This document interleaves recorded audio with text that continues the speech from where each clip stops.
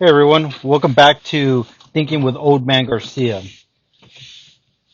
So I'm in the market for a mid-sized truck. I'm looking for a new one and I am doing extensive research. I'm not going out to the dealership this weekend. As a matter of fact, and if you hear all this background noise, it's because I'm driving. But I'm in the market for a truck and I've been looking into the midsize Tacoma, Ranger, Colorado, even the Nissan Frontier that's coming out in 22. And I'm learning so much by not going into the dealership. So let's stop right there and I'll bring us all back to that point. When I was younger, I visited dealerships in hopes of buying a car. And I was lucky that I got out of there without ever buying a car. I was not savvy, excuse me, but I had something that dealers just could not get past, and that was my willingness to just walk away. You see, back then I didn't walk away because the deal wasn't right or because for any tactical reason. I just walked away because it didn't feel right for me. That was it, and I just never would go back to the dealership. Well, now I've gotten older and I've got a family. And the first time I ever bought a car from a dealer was when my first child was born. And I was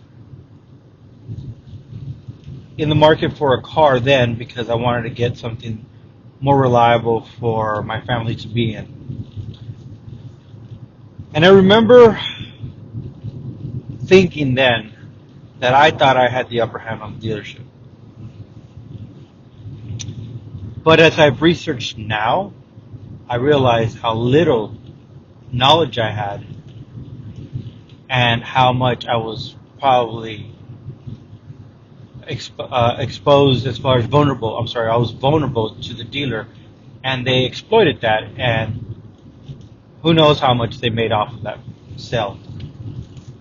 What I'm trying to get at is what's different from that first purchase to this purchase is that on that purchase, I looked up on the internet, I searched a car for I bought it, I wanted it used, and I went to visit the dealer, but I needed the vehicle. That was a mindset. I needed the vehicle. So when I walked in, the salesman knew that. The salesman could read that off of me and use that to leverage the deal on me, as well as the payments and all that good stuff, which I will break down as far as what I'm learning as I take you all on this journey with me through every episode. So where am I at right now? Well, that was the first purchase I made. It was a Santa Fe.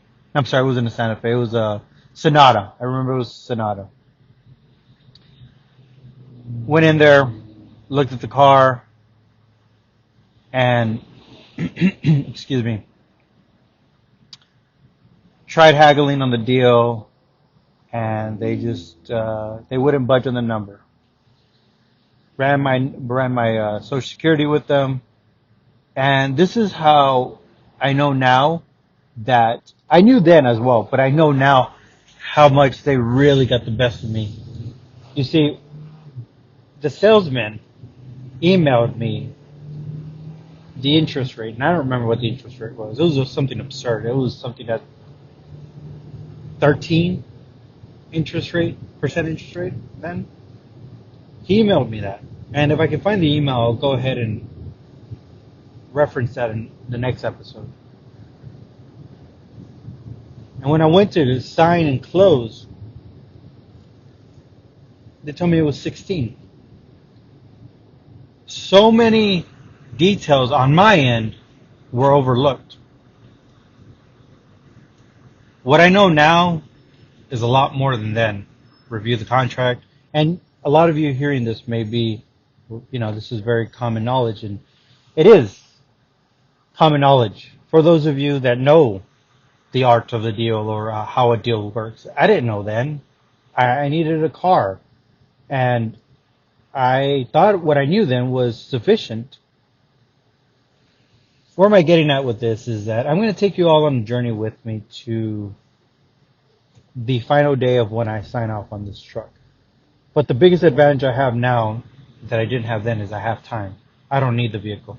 I'm not looking for a vehicle. As a matter of fact, I just paid off a vehicle. Interestingly enough, I paid off a Santa Fe. Last time it was a Sonata that I had bought. This time it's a Santa Fe, but I paid it off already. Paid it off ahead of time. So going into this market again, I don't need the vehicle. So that's already in my favor. And what I've started doing already now is researching. Started watching videos on how car deals are worked on both ends. There's this gentleman called the Homework Guy who has all these videos of where he breaks down a lot of details on how a car dealer's mindset works, as well as I believe they're called the your auto advocate or something of that. It's a father and a son who do the show. They also talk about different details of a car dealer, and if I'm correct, both channels have experience in the car dealership industry. So they bring that voice from the background. But in listening to them, they provide really great information that got me started on all this, because I want a truck, but I don't want to go down and just buy a truck not knowing what happens and try to get the best deal out of it. So, as I was saying, I'm listening to these people talk. They're talking about all this, what to avoid, how to talk to them, how to address them, how to pretty much take control. What I've also done is I've also looked into books and also channels that provide training for car salesmen on how they sell a car, how to control the customer, what to say, how to distract. I know I have to understand where they're coming from in order for me to have a chance at being able to negotiate a deal and neutralize their attempts to distract me. Now, I'm not going into this to try to pull one over the dealer. I'm just going in there to make sure that they don't pull one over me. And what I mean by that is, I don't know how much the dealer is going to make profit off of me. I don't know that. As far as I've come to understand, it's really it's not impossible, but it's not an easy task to find what the actual value of the car was to the dealer when the manufacturer sold it to them. It's a moving target as far as I understand, because you got dealer holdbacks, and unless you have a wealth of experience, a weekend warrior like me can only try to speculate. And as I've come to understand so far is MSRP is not where you want to negotiate from. MSRP, how I'm going to take this, is where I will deduct 6 to 8%. 8% being where I start the negotiation. This is the number I give them. Now, interestingly enough, I've noticed, so hold on, I'll pause there. So that's where I'm going to start my negotiating. What I've also done is I've taken the entire state and I've gone through the Ford, Chevrolet, and Toyota manufacturer website and did a inventory search for which dealers are carrying the particular model with the particular accessories that I want in it. And I've made a list on an Excel sheet along with the links of every truck that's linked on there that has what I want. And what I've come to notice is some of these trucks drop in price from one moment to the next, from one day to the next, maybe 2 days. You'll see knock off the MSRP by $3,000. I find that interesting because I know now that the dealer can knock off $3,000. What I don't know is why they're doing it and why they won't redo it for a customer. So what I've done is I've taken screenshots, I've made a list of it, I've created a trend pattern, because I know that I'm going to make this up, that the Ranger that has a tow package with technology package but no remote start at dealer A is $40,000 today, but a week ago was $37,000 with dealer discount. That's not including rebate or any other discount or any other rebates that the manufacturer offers, which rebates are a whole other discount that you want to add after you negotiate the price. Anyway, we'll talk about that later. So there's a lot of details, there's a lot of understanding that I've come to gather, and I talk it through with you all because if you're in the market and you're trying to understand this, I'm only going to give you my experience of what I've done, and I'm going to take you through the entire process up until I bring it home and tell you how I feel about the purchase. But what I do know right now is if I see the truck that I want at dealer A for $40,000, which last week happened to be $37,000 because of the $3,000 knockoff, I'm not going to go buy it for $40,000. I'm going to wait for it to drop. Again, time is my friend. And I'm going to continue to search the internet. Now, this is very laborious because it's something I do almost daily at night. I don't spend a whole lot of time. The front end work of this is what's going to pay off because now I know the lowest point that car can hit brand new. As much as the dealer says, we can't go any lower, it's like they're lying because I've seen it.